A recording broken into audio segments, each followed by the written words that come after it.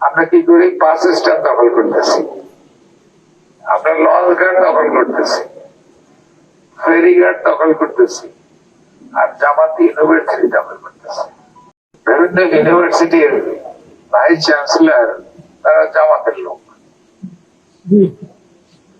বিভিন্ন কোর্টের ম্যাজিস্ট্রেট বা হাইকোর্টের জাস্টিস নতুন যারা যাচ্ছে সব জামাতের লোক।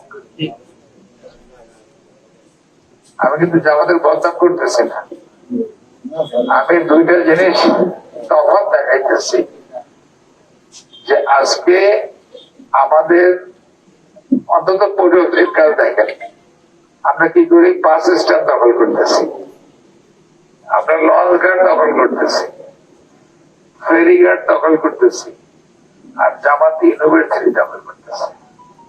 তফাৎ দেখছেন? খালি নেতা হইলেই হবে না, নেতার কোয়ালিটি থাকতে হবে।